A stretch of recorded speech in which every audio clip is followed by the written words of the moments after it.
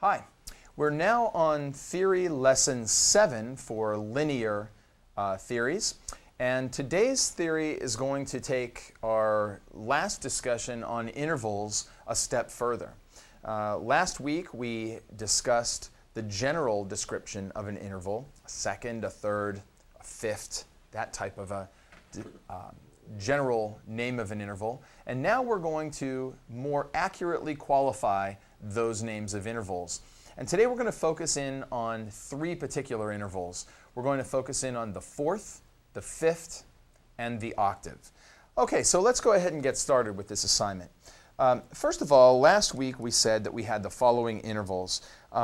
We have one interval that I didn't really mention last week, and that's a unison. That's when we have the same note, like an A and the same A. That would be called a unison.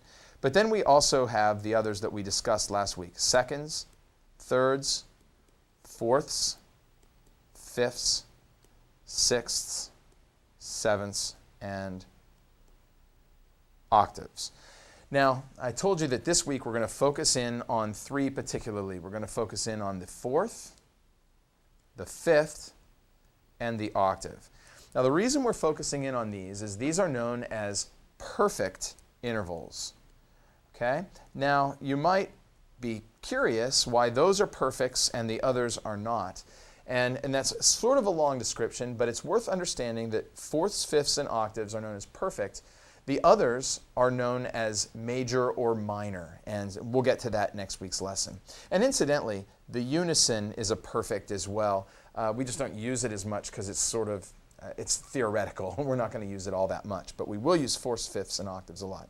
So let's take a look at these and see if we can determine how they're designed. Let's start with an interval of an octave. This is kind of an easy one to get. An octave, and let me start by saying that all of these intervals grow from our good old major scale. So if we take this major scale, and remember that a major scale is whole, whole, half, whole, whole, whole, half. It seems like everything goes back to this. If we take this major scale, all of our perfect intervals grow from the major scale. So a perfect octave is the distance from the first to the 8th note in a major scale. Well, how do we measure distance? Well, we take a look at the half steps. So here we have 2 half steps, 2, 1, 2, 2, 2, and 1. And if we count those half steps and add them all up, 2 and 2 is 4, 5, 6, 7, 8, 9, 10, 11, 12. A perfect octave is 12 half steps or 12 semitones. Okay, a half step is a semitone. So perfect octave is 12 semitones. Okay, let's do a perfect fourth. A perfect fourth is the distance from the first to the 4th note of the major scale. So 2 plus 2 plus 1 half step. So a perfect fourth is 5 semitones. And of course, a perfect fifth is from the 1st to the 5th note of the major scale, 2 plus 2 plus 1 plus 2 half steps, which gives us 7 half steps or 7 semitones. Now, that allows us to know exactly what the perfect fourth, the perfect fifth, and the perfect octave are.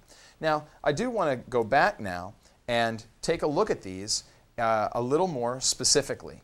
So if I gave you 2 notes, let's do this. We'll give you the notes C to the note F.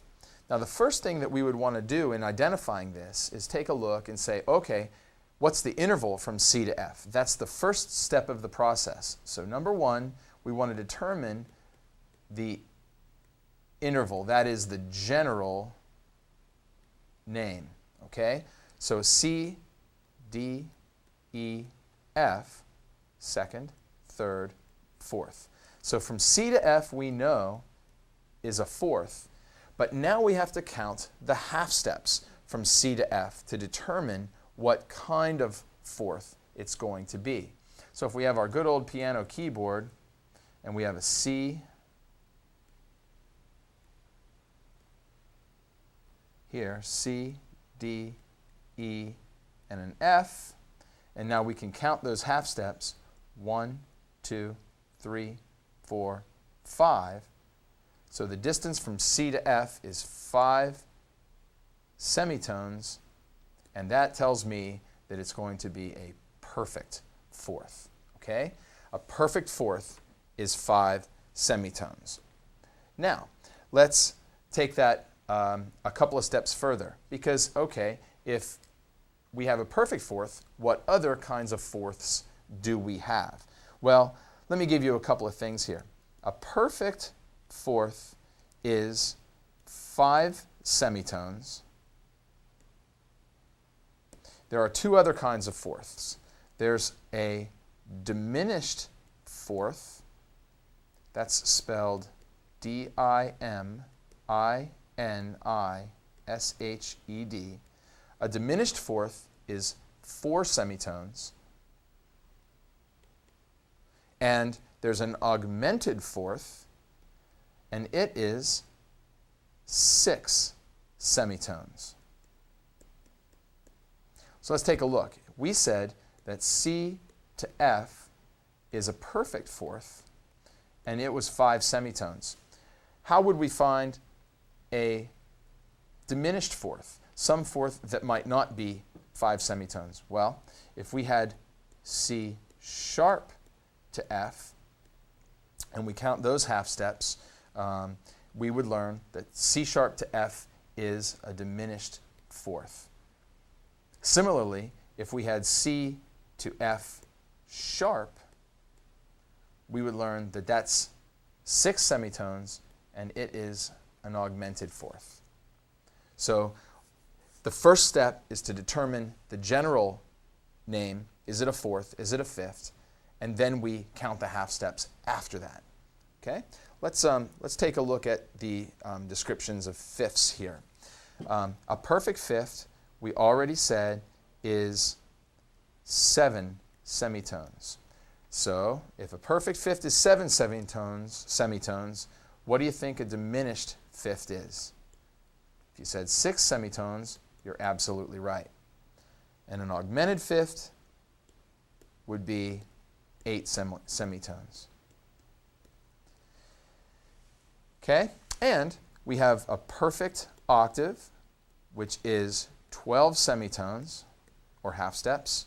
A diminished octave is 11 semitones, and an augmented octave is 13 semitones. Now, if you're really thinking here, you might realize that a diminished fifth is 6 semitones, and we also said that an augmented fourth is 6 semitones. Well, how do we know which is which? Well, let me just show you here. If we have C to F sharp, from a C to a F, C, D, E, F, we know that's second, third, fourth. We know that's got to be some kind of a fourth. But if we had C to G flat, C, D, E, F, G, that has to be some kind of a fifth. That's a diminished fifth. That's an augmented fourth. C to F sharp is an augmented fourth. C to G flat's a diminished fifth. They would sound exactly the same if we heard them, but they, in theory, are very, very different. One's in a C to F interval, and one's a C to G flat interval. Okay? Would sound exactly the same, however. Okay? Your assignment this week is to really dive into perfect intervals, that is, fourths, fifths, and octaves. Now remember, when you're working with these intervals, you first determine the general name. Is it a fourth? Is it a fifth? Is it an octave? And then you start counting half steps. If I were to show you a fourth or a fifth or an octave on the staff, let's just do this. We've got a note A here, and we've got another note here, an E. Now we know we've got an A to an E. Now, what's the interval and what is the more specific qualifier? Well, we can look at that visually and go, okay, that's a fifth. So from A to E is a fifth. But now we have to take a look at that keyboard and say, okay, we have, make a quick keyboard here just so we can refer back to this. There's our A and there's our E. Now we have to count half steps from A to E. 1, 2, 3, 4, 5, 6, 7. A to E is 7 half steps. That tells us that it's a perfect fifth. And that gets you going in the right direction. Now, I want you to think about one more thing, if you could. I want you to consider that those words augmented and diminished.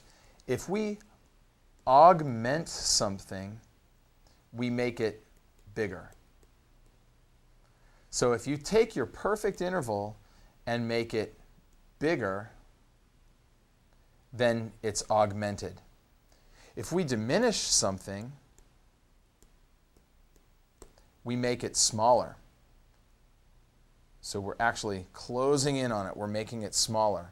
So if we take a perfect interval and make it smaller, it will be diminished. Now, how does that come into play here? Well, think about this. If we have an interval, again, let's use our good old interval of A to E. And we said that that is a perfect fifth. Okay? Now, how would we augment that interval or make it bigger? Well, there's two ways. We could either make the top note sharp, that makes the interval bigger, or we could make the bottom note flat. That also makes it bigger. Okay, so watch out. You can't always think sharps create augmented intervals and flats create diminished intervals. So we're really expanding the interval when we're augmenting it. Similarly, if we have that same A to E and we want to diminish it or make it smaller, we could make the top note flat. That brings it in, makes that interval smaller from the top. Or we might make the bottom note sharp, and that makes the interval smaller. So be careful as you're determining that difference between perfect, diminished, and augmented intervals.